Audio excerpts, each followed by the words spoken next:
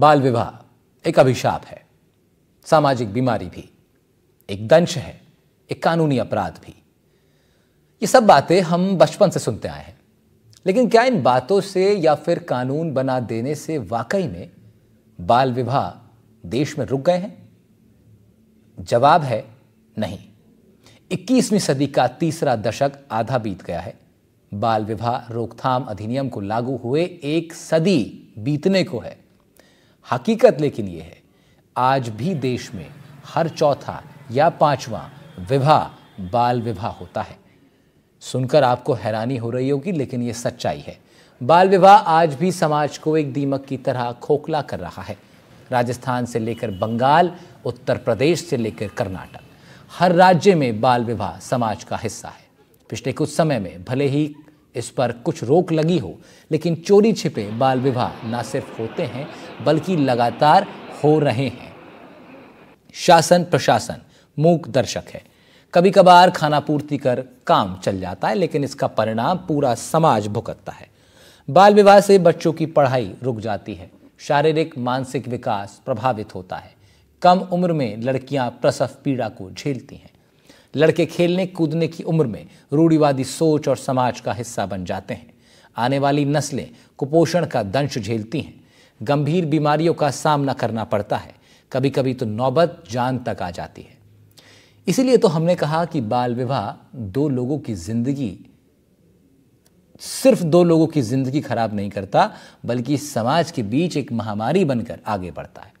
ऐसा नहीं है कि लोगों को इसका पता नहीं, लेकिन पता होने के बावजूद ये सदियों से यूं ही समाज का हिस्सा बनकर चलता आ रहा है। खासकर आखा तीज या गणगौर जैसे सावों पर बाल विवाह के मामले और बढ़ जाते हैं। हर साल इन सावों पर बाल विवाह होते हैं, अच्छी खासी मात्रा में होते हैं। प्रशासन कार्रवाई करता तो है, लेकिन वो कार्रवाई ऐसी जैसे मानो ऊंट के मुंह में जीरा, जैसा कि बूंदी में हुआ। आखा तीज से 14 बाल विवाह को यहाँ रोक लिया गया। बावजूद इसके हर साल देश में 15 लाख से ज़्यादा बच्चे बाल विवाह के दलदल में धकेले जा रहे हैं। सवाल उठता है कि आखिर दुष्प्रभाव जानते हुए भी बच्चियों की शादियाँ क्यों कराते हैं लोग? आखिर परंपराओं की आड़ में बच्चों की ज़िंदगी से खिलवाड़ क्यों होता है? साथ ही एक और बड़ा सवाल कि अक्षय तृतीया के वक्त ही बाल विवाह पर चर्चा और सख्ती क्यों बढ़ जाती है? इसे रोकने के लिए ज़मीनी स्तर से व्यापक कैंपेन क्यों नहीं शुरू किया जाता? ये अपने आप में एक बहुत बड़ा सवाल है। हमारे ज़िले में लगभग 400 से 500 शादियां आयोजित होने वाली है और इसी के साथ इस शहर और बाज़ार में बड़ी धूम है। व्यवसाय चरम पर है।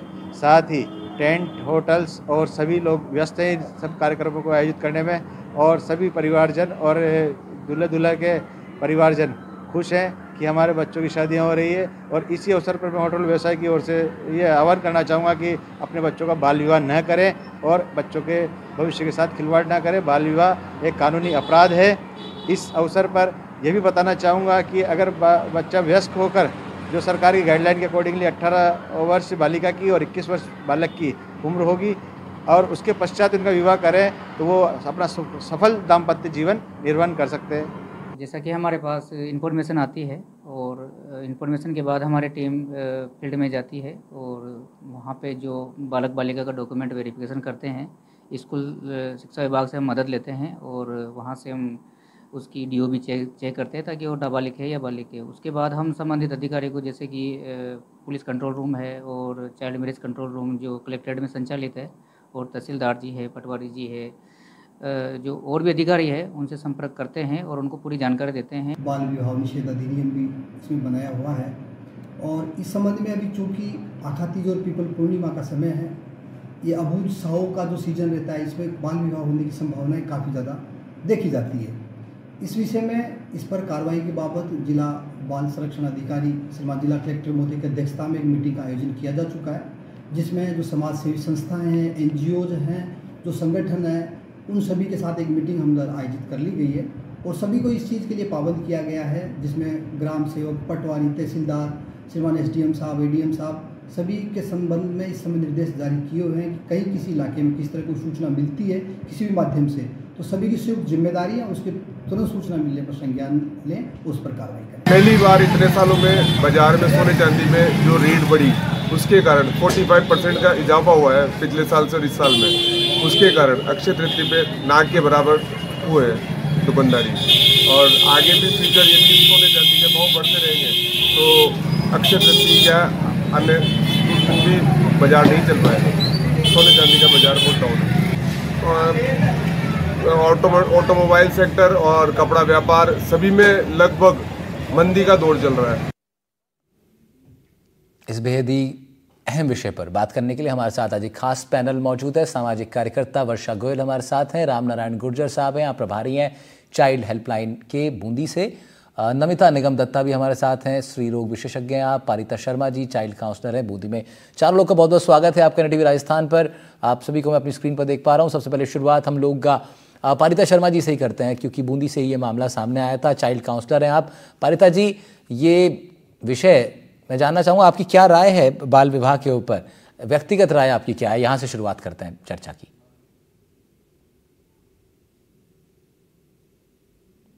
पारिता जी अनम्यूट कर लीजिएगा।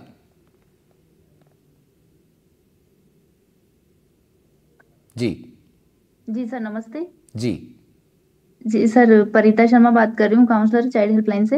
जी मैम। जी सर, अभी भी हमारे बूंदी जिले में सर बाल विवाह के बहुत से केस आ रहे हैं। अभी भी केस में ही है हमारी टीम। यहाँ पे सर 14 बाल विवाह के कलेक्टर साहब के आदेश से हमारे पास केस आए थे सर। 14 में से हमने 7 के निषेधाज्ञा जारी करवाई है कोर्ट के माध्यम से, और अभी भी हमारे पास जो केस है उसमें कार्रवाई चल रही है सर। नहीं तो पारिता जी, मैं आपसे पूछ रहा हूँ कि बाल विवाह के ऊपर आपकी क्या राय है? आप किस तरीके से सोचती हैं बाल विवाह जैसे इन घटनाओं पर? सर, बाल विवाह नहीं करना चाहिए सर। छोटे बच्चों के बहुत से दुष्परिणाम भी हैं उनको पता ही नहीं है कि हमारे साथ क्या हो रहा है सर। और जो उनके भविष्य के बारे में सर उनके जो पेरेंट्स हैं उनको बता नहीं पाते, और बहुत सी समस्याएं उनके सामने आती है जब उनकी शादियां हो जाती है तब। तो जब आप काउंसलिंग करती हैं बच्चों की, तो आप क्या समझाती हैं उनको इस विषय पर? जी सर, उनको समझाते हैं कि बाल विवाह करना दुष्परिणाम है। बाल विवाह से जैसे बहुत सी बीमारियां होती है या गर्भवती हो जाती है लड़कियां, तो उसमें भी उनको समस्याएं आती है उन चीजों के बारे में। उम्र इतनी कम होती है, बच्चे इतने छोटे होते हैं, जीवन की अभी देखा कुछ नहीं होता है, और अचानक से खासतौर पर लड़कियां जो होती हैं, जो छोटी बच्चियां होती हैं, वो देखती हैं कि शरीर में इतने बदलाव आ रहे हैं, उससे उनकी मानसिक स्थिति पर भी फर्क पड़ता है। पारिता जी? जी सर, पड़ता है ना सर उनके। क्या, जैसे आपको क्या लगता है कि बच्चों पे, उनकी खुद बालिकाओं पे भी सर उनके प्रभाव पड़ता है सर उससे। ठीक है। तो पारिता जी ये कह रही हैं कि इसके दुष्परिणाम होते हैं, और वो कोशिश करती हैं कि वो तमाम बच्चों को समझाती हैं जब भी इस तरह की चीज़ें होती हैं। वर्षा गोयल जी के पास चलते हैं। वर्षा मैम, हम लोग सभी जानते हैं कि बाल विवाह को रोकने के लिए तमाम कानून देश के अंदर हैं, और बीते कुछ दशकों में तो खास जोर और बहुत मेहनत की गई इसके ऊपर, लेकिन फिर भी हम देख रहे हैं कि आज भी ये चीज़ें जारी हैं। आपका क्या टेक है इस पूरे घटनाक्रम पर? देखिए, आपने जो कहा कि इसके ऊपर हम काम करते हैं, लेकिन वो काम कब? मुझे लगता है जैसे अभी आपने बताया कि आखा तीज और गणगौर पे बाल विवाह ज्यादा होते हैं, तो मुझे लगता है कि ये बिल्कुल सेम ऐसे है कि जब कोई देश में घटना घटती है तो सुरक्षा और सब एकदम आपकी सिक्योरिटी की एकदम जांच होने लगती है हर गली मोहल्ले में, और 1 महीने बाद सब शांत हो जाता है। सेम चीज यहीं पे है कि जब ये आखा तीज गणगौर जैसे फेस्टिवल आते हैं, जिसको हम अपनी भाषा में बोलते हैं अनबुझ साया, कि आप सबसे शुभ साया माना जाता है विवाह वगैरह के लिए, तो उस समय आपका प्रशासन भी, NGOs भी सब सतर्क हो जाते हैं। लेकिन रेगुलर, मतलब कि जैसे पेरेंट्स को अगर हमेशा ये समझाया जाए कि भाई कभी भी आप बाल विवाह ना करें, उससे आपकी लड़की को इतने दुष्परिणाम झेलने पड़ सकते हैं, आपके बेटे को झेलने पड़ सकते हैं, तो मुझे लगता है कि पेरेंट्स की सोच बदलने के लिए 5 या 10 दिन काफी नहीं है। हमें हमेशा मेहनत करनी चाहिए इसमें, रेगुलर लोगों को ये समझाना चाहिए, और धीरे धीरे तब इसके परिणाम सामने आएंगे। अगर हम सोचें कि साल में 1 या 2 बार हमने उनके ऊपर शिकंजा कस दिया, उन्हें कोर्ट कचहरी का डर बिठा दिया या उन्हें प्रशासन का डर बिठा दिया, तो मुझे लगता है कि वो कहते हैं ना, दाएं से नहीं तो बाएं से, उनकी अगर सोच नहीं बदलेगी तो इसमें कुछ भी नहीं होगा। तो मुझे लगता है कि इसमें जरूरत है सोच बदलने की, और इसका एक मेन कारण ये भी है कि हम चाहे जितना मर्जी कहते रहे कि लड़का और लड़की सब बराबर है, लेकिन आज भी बहुत सारे गांवों में, बहुत सारे जिलों में लड़की को सिर्फ जिम्मेदारी समझा जाता है। और इसका इसीलिए भी बाल विवाह मुझे लगता है कि ज्यादा होते हैं, क्योंकि सबको, जिनके घर बेटियां हैं, उनको लगता है ये एक जिम्मेदारी है और इस जिम्मेदारी से हम जितना जल्दी मुक्त हो जाए उतना अच्छा। दूसरी बात क्या है कि मुझे ऐसा लगता है कि बच्चियों को शुरू से ही उनको एक ये कर दिया जाता है कि आपकी शादी हो गई, ये आपके सास है, ये ससुर है, ये जेठ है, कि उनके ऊपर इतनी जिम्मेदारियां, इतना बोझ ला दो कि वो अपने बारे में सोच ही ना सके। और एक मेरे को ऐसा लगता है कि जब मेरी बहुत लोगों से बात हुई कि सबको लगता है कि वो शादी इसलिए भी कहीं ना कहीं जल्दी करते हैं कि उन्हें लगता है कि बच्चे बड़े हो जाएंगे, उनके हाथों से बाहर निकल जाएंगे, कहीं वो लव मैरिज ना कर लें या कहीं वो अपनी मर्जी की ना चलाने लगे। तो बाल विवाह का एक ये भी प्रमुख कारण है कि बच्चों के ऊपर अपना रोब रखना, कि वो हमारे ही उस परंपराओं में रहे, हमारी ही सुने, तो इसका भी एक बहुत बड़ा कारण है। तो मुझे ऐसा लगता है कि प्रशासन को, एनजीओज को, जो भी संगठन इसमें जुड़े हुए हैं, उनको हर रोज हमेशा पेरेंट्स के साथ संपर्क में रहना चाहिए, जिनका हमें लगता है कि ये अपने बच्चों के बाल विवाह करने के बारे में सोच रहे हैं। तो उन्हें फिल्मों के थ्रू, प्लेस के थ्रू, उनकी काउंसलिंग करके, एक अवेयरनेस कैंपेन चला के हमें उन्हें जागरूक करना पड़ेगा, तभी ये प्रथा रुक पाएगी। अगर हम सोचेंगे कि साल में 2 बार त्योहारों पे हम 15-20 दिन उनको समझा दें कि नहीं नहीं ये गलत है। और थोड़ा सा मुझे लगता है कि इसमें जो बच्चे बच्चियां जो स्कूल्स में पढ़ रहे हैं, तो टीचर्स का एक बहुत बड़ा योगदान है कि जब बच्चियां जहां जिन जिलों में, जैसे बूंदी है, भरतपुर है या भीलवाड़ा की, बहुत बड़ी भूमिका इसमें हो सकती है कि जब छोटे बच्चे जब एडमिशन लेते हैं, तभी से उनको एक धीरे धीरे उनको प्रिपेयर करना कि आप लोगों को बाल विवाह नहीं करना चाहिए। और जब पेरेंट्स आते हैं बच्चों को स्कूल लेके, तो उनको भी एजुकेट करना। ये वर्षा जी बहुत महत्वपूर्ण पॉइंट्स आपने उठाए अपनी बात में, और आपने बहुत इम्पॉर्टेंट मैं समझता हूँ कि आपने ये बिंदु रखे हैं, क्योंकि आपने बताया कि क्या कारण हो सकते हैं, क्यों माता पिता जो है आज भी इन चीज़ों को फॉलो कर रहे हैं, क्यों इनको आगे बढ़ा रहे हैं, इस पर भी आपने बताया। और साथ ही आपने बताया कि किन लोगों का बहुत इंपॉर्टेंट रोल है समाज में। टीचर्स का ऑफकोर्स बहुत इंपॉर्टेंट रोल हो जाता है ये बच्चों को भी सतर्क करने में, लेकिन और कोशिश भी करते हैं टीचर्स। हम देखते हैं कि ग्रामीण जो टीचर हैं, खासतौर पर सरकारी स्कूल के जो टीचर्स हैं, उसमें से बहुत से ऐसे टीचर्स हैं जो बहुत सी सामाजिक जो कुप्रथाएं हैं उनको ब्रेक करने की कोशिश करते हैं, लेकिन उसके बावजूद भी ये चीज़ें हम देख रहे हैं कि जारी हैं। रामनारायण गुर्जर साहब भी हमारे साथ हैं, प्रभारी हैं चाइल्ड हेल्पलाइन बूंदी के। रामनारायण साहब, फोन आते हैं आप लोग के पास कभी चाइल्ड हेल्पलाइन पर इन चीज़ों से संबंधित?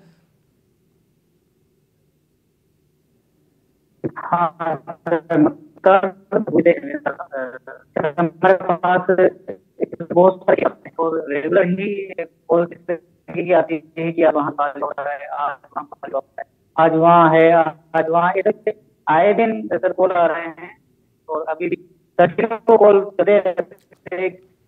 आवाज आपकी ब्रेक हो रही है रामनारायण साहब। मैं फिर जुड़ूंगा, मैं फिर लौटूंगा आपके पास। आपकी आवाज ब्रेक हो रही। नमिता निगम दत्ता जी के पास में चलता हूं, स्त्री रोग विशेषज्ञ हैं आप। नमिता मैम, जिस तरह पारिता जी शुरुआत में कह रही थी कि बच्चियों को प्रसव पीड़ा का सामना करना पड़ता है, और साथ ही उनको अचानक वो देखती हैं कि उनके शरीर में आने वाले जो बदलाव हैं, कैसे उसको टैकल करें, कैसे उसको हैंडल करें, बहुत अचंभित स्थिति में शायद बच्चियां हो जाती होंगी। बाल विवाह से आपका क्या एनालिसिस है कि क्या जो लड़कियां हैं, छोटी बच्चियां हैं, उनके शरीर में आने वाले वक्त में क्या रोग जो हैं, बीमारियां जो हैं और कमज़ोरियां और इस तरह की चीज़ें उनको पकड़ती हैं जब कम उम्र में इस तरह के वो संबंध में जाती हैं? जी, आप बिल्कुल सही बोल रहे हैं। ये बाल विवाह में क्या होता है, बच्चे का मेंटल और फिजिकल डेवलपमेंट होता नहीं है, और एक आप उसके ऊपर एक जिम्मेदारी डाल देते हैं, और फिर अचानक बच्ची इससे पहले कि कुछ समझ पाए, उसका जब मेनार्की होता है, जब पीरियड्स आने का समय होता है, ऑलरेडी वो मैरिड हो जाती है और कंसीव कर जाती है, तो उसको प्रसव पीड़ा के दौरान भी दिक्कत होती है, एनीमिया और बहुत सारी मेडिकल प्रॉब्लम्स होती हैं, जो कि उसको प्रेगनेंसी में झेलनी पड़ जाती है, जिसके बारे में उसको कुछ नॉलेज भी नहीं मिलती है। बाकी इनको ऑब्स्ट्रक्टेड लेबर की भी प्रॉब्लम हो सकती है, क्योंकि इनका डेवलपमेंट हो रहा होता है और उसी समय अचानक शरीर में एकदम बदलाव आ जाते हैं, जिसके लिए वो बिल्कुल ही अनभिज्ञ रहती हैं। और कई उनको ऐसे कॉम्प्लिकेशंस भी होते हैं जिसके बारे में उनको पता ही नहीं होता है कि ये नॉर्मल है या एबनॉर्मल है, क्योंकि उनका डेवलपमेंटल फेज में ही रहती है वो। बाकी लेबर में भी काफ़ी दिक्कतें आती हैं, और कई बार अगर लेबर में हॉस्पिटल वगैरह नहीं पहुंचाया गया, कुछ हुआ तो ये इनका मैटरनल मॉर्बिडिटी और मॉर्टेलिटी का भी चांस बढ़ जाता है। और भी कई मेडिकल प्रॉब्लम्स रहते हैं, जैसे ब्लड प्रेशर बढ़ जाता है या फिर इनको मिर्गी के अगर झटके आने लगते हैं तो इसके बारे में भी इनको कुछ पता नहीं रहता है। तो इसलिए बेटर रहता है कि एक उम्र के बाद जब एक डेवलपमेंट हो जाए उसके बाद ही विवाह करा जाए लड़की का, तो बेटर। और मैम, क्या पुरुषों के अंदर भी कुछ समस्याएं आ सकती हैं? क्या उनका शरीर भी उस चीज़ को क्या स्वाभाविक रूप से एक्सेप्ट कर लेता है, या फिर वो भी इन दिक्कतों का सामना करते होंगे? हाँ, उनको भी दिक्कतों का सामना करना पड़ता होगा, बिल्कुल, क्योंकि उनके भी डेवलपमेंट का फेज है। एक जब एडल्टहुड में जब आते हैं तो उनके भी शरीर में बदलाव आते हैं, मानसिक प्रवृत्तियों में बदलाव आते हैं। उस समय अचानक उनके ऊपर अगर पूरी जिम्मेदारी डाल दी जाए परिवार की, एक फैमिली की, और तो उस समय उनके भी मानसिक और शारीरिक रूप से पीड़ा हो सकती है।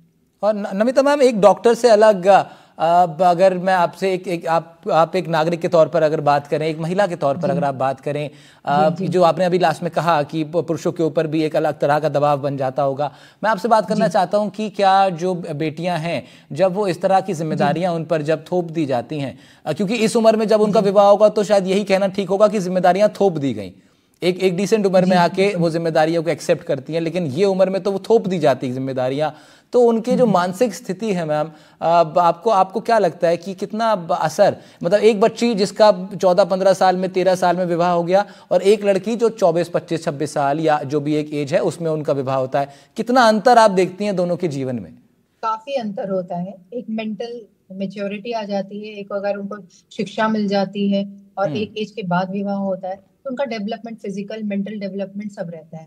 उनको एक नॉलेज रहती है हर चीज के बारे में। लेकिन वही अगर एक 14 साल की या 13 साल की लड़की का विवाह कर दिया जाता है तो हर चीज से अनभिज्ञ रहती है वो। उसको एक अपने शारीरिक जो चेंजेस आ रहे होते हैं, जो डेवलपमेंट होते हैं, उसके बारे में ही उसको थोड़ा सा मेंटल चेंजेस जो होते हैं वो उसके बारे में ही एडजस्ट करना थोड़ा मुश्किल होता है। और फिर अचानक अगर आप विवाह कर दें तो उसकी एक जिम्मेदारी एडिशनल हो जाती है। और फिर अगर आप वो कंसीव कर जाती है तो उसके बारे में भी उसको कुछ पता नहीं होता है, जितने सिम्टम्स होते हैं उसको, उसके बारे में कोई नॉलेज नहीं होती है। वही एक 25-26 साल की उम्र के बाद अगर किसी का विवाह होता है तो उनको ये सारी नॉलेज रहती है। उनका एक जो एडजस्टमेंट रहता है, जो नॉलेज रहती है, वो काफी हद तक इनको बेटर करती है, इनका डेवलपमेंट, एक हेल्दी लाइफस्टाइल रहे। ठीक है, पारिता जी के पास चलते हैं। पारिता जी, सेम सवाल मैं आपसे भी पूछना चाहता हूं कि एक लड़की 13-14 साल की उम्र उसकी और उसका बाल विवाह हो गया, फिर एक और युवती जो कि 22-23-24 साल 25 साल की उम्र में पहुंचती है, उनकी शादी होती है। कितना अंतर आप किस तरीके से देखती हैं इन दो अलग लड़कियों को? उनके जीवन में कितना अंतर होगा, उनकी मानसिक स्थिति में कैसा अंतर होगा, उनके सोच विचार, उनके क्या अंतर आपको महसूस होता है? उनका भविष्य जो है वो जो शिक्षा वगैरह है वो छूट जाती है उनकी, उनकी जो शिक्षा वगैरह जो आदि चीजें हैं वो सीख नहीं पाते और वो बिछड़ जाते हैं। और उनके पेरेंट्स वगैरह जो उनके बच्चे होते हैं उनको भी वो काफी चीजें नहीं दे पाते, जो उनकी देख रेख है या उनकी जो भी बीमारियां वगैरह, पढ़ाई लिखाई वो नहीं दे पाते। पारिता जी, आप अच्छा बोलती हैं, आप कॉन्शियस क्यों हो रही हैं इतना कैमरे के सामने? आप खुल के अपनी बात रखिए ना।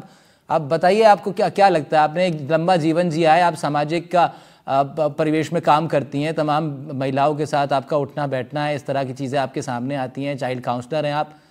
आपको लगता है कि जो कम उम्र में जिन बच्चियों के विवाह हो जाते हैं वो एक और बेहतर, एक व्यक्ति के तौर पर वो और बेहतर व्यक्ति बन के उभर सकती थी अगर उन्हें थोड़ा और समय दिया जाता तो? जी ठीक है, पारिता जी जो हैं केवल जी और कम शब्दों में अपनी बात रख रही हैं, कोई बात नहीं। हम लोग रुक करेंगे वापस एक बार वर्षा गोयल जी का। वर्षा मैम, बहुत महत्वपूर्ण विषय आप पॉइंट्स आपने उठाए थे उस वक्त, और मैं चाहता हूं कि उसी को आगे बढ़ाते हुए हम लोग अब जैसे हम लोग इसी पे बात करते हैं वर्षा जी, जैसे अभी पारिता जी से हम लोग बात कर रहे हैं, तो हो सकता है वो अभी कैमरा पे मैं देख पा रहा हूँ कि वो उतना उस तरीके से नहीं एक्सप्रेस कर पा रही हैं, पर हम जानते हैं कि क्योंकि वो चाइल्ड काउंसलर हैं और वो इस तरह के विषयों पर काम करती हैं, तो उनकी समाज में एक पकड़ होगी, और धरातल पर, भले ही वो टीवी स्क्रीन पर कम बोल रही हो, लेकिन धरातल पर मुझे विश्वास है कि वो बहुत मजबूती से काम कर रही होंगी। तो मैं